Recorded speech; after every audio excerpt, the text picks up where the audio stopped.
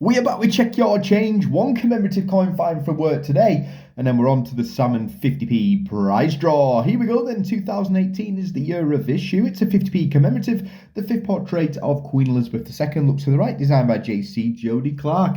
Elizabeth II, Roman numerals for 2, by the grace of God, Defender of the Faith, and 50 pence, the coin's face value. Again, before we get it turned over, I hope you all have a really nice weekend. Here we go then, champs. The coin it's the Paddy outside Buckingham Palace, one of 4 different paddies to be released into UK circulation. 2 in 2018, the Palace here, and also Paddington visited the station. 2 in 2019, St Paul's Cathedral and the Tower of London. Again, if you have any coin questions or queries, please do let us know in the comments. And again, thank you all so much for making the channel what it is today. Have a great weekend, stay safe, and as always, guys, thanks for watching.